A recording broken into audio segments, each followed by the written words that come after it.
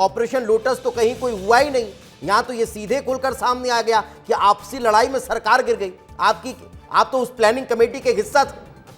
देखिए दीपेश जी, आपने परिचय ठीक कराया।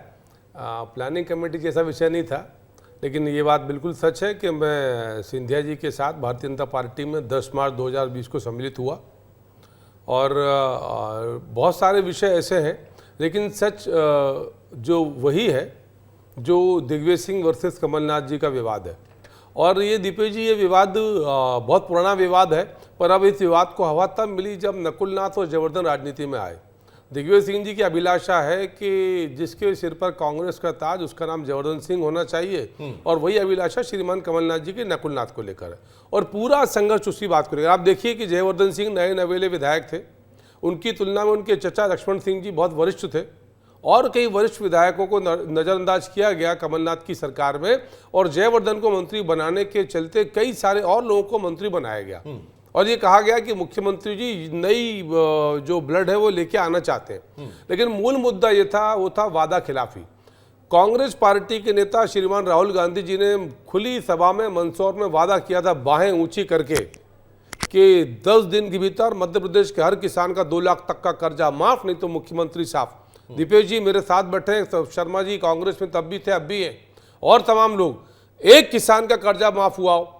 मध्य प्रदेश में बहुत सारे वादे किए गए थे समाज के वर्गों से, जिनकी बात सिंधिया जी ने मुखर करी। और मैं बहुत आदरपूर्वक बोल रहा हूं कमलनाथ दिग्विजय सिंह जी के प्रति कि मध्य प्रदेश में 2018 में कांग्रेस पार्टी की सरकार बनी, तो बनी सिर्फ इसलिए कि लोग चाहते थे कि सिंधिया जी मुख्यमंत्री बने, और सिंधिया जी के चलते ग्वालियर चंबल की 34 में से 26 सीटें इतिहास से पहली बार कांग्रेस पार्टी को मिली।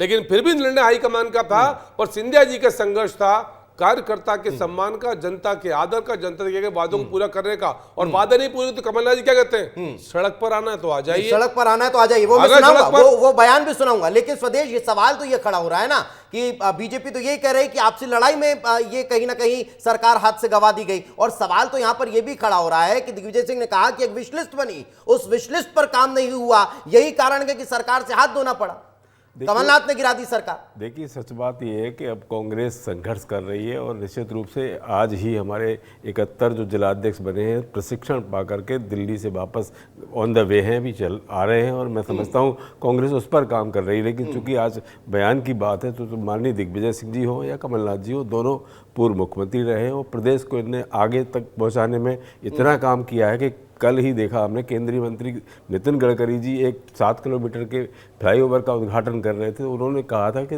कमलनाथ जी ने पत्र लिखा मेरे कहने पर, इसलिए ये आज पुल बना हुआ। मैं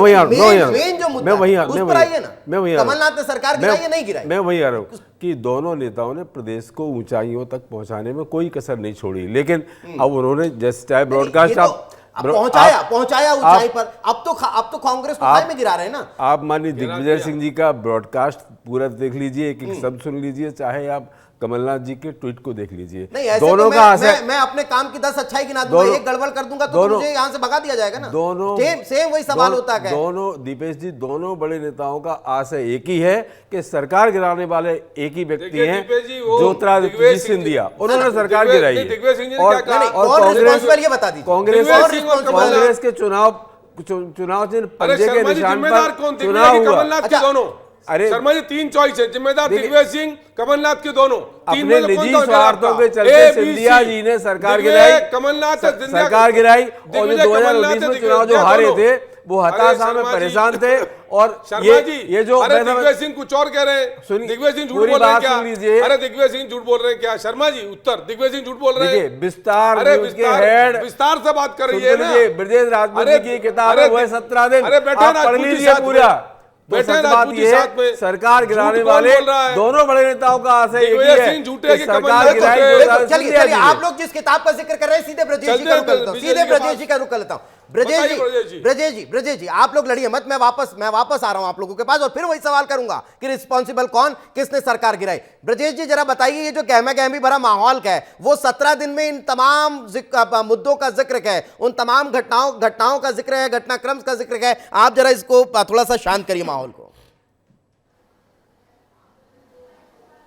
नहीं, माहौल तो शांत तो मुश्किल है होना, मगर जिस तरीके से आज 5 साल बाद वो पुराने गड़े मुद्दे उखाड़े जा रहे हैं, पुरानी बात की जा रही है, तो निश्चित ही बड़ी हैरानी की बात है। मगर मैं कहता हूं कि इतिहास अपने साथ चलता है, इतिहास कभी मरता नहीं है, इतिहास कभी दबता नहीं है। इसीलिए 5 साल पुराने घटनाक्रम को लिख दिया था क्या आपने? बुरा कोई सपना ये उठेंगे, इन पर चर्चा होगी। हाँ बिल्कुल, ये मैंने चूंकि हम तो पत्रकार हैं, हमेशा लिखते पढ़ते रहते हैं। उस पूरे घटनाक्रम को हमने बहुत करीब से देखा था। होली के दिन से जो कवरेज शुरू हुआ था वो कई दिन तक चलता रहा था, और जब वो कवरेज खत्म हुआ तो पूरे देश में कोरोना लग गया था।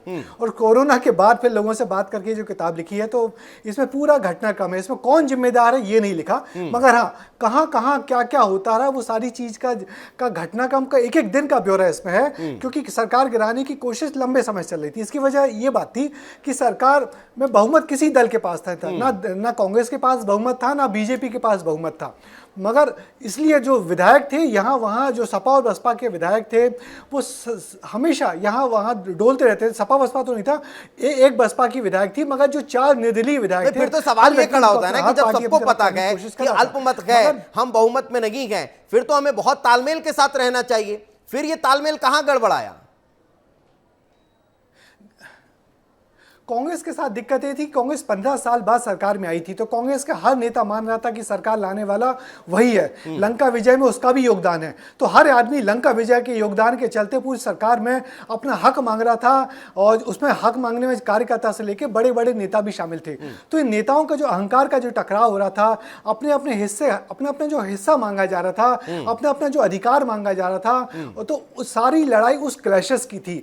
दरअसल जो कमलनाथ थे, कमलनाथ ने कभी प्रदेश की पॉलिटिक्स की नहीं थी, हमेशा केंद्र की पॉलिटिक्स की थी, तो यहाँ के काम करने के तरीके से लगातार अनजान रहे।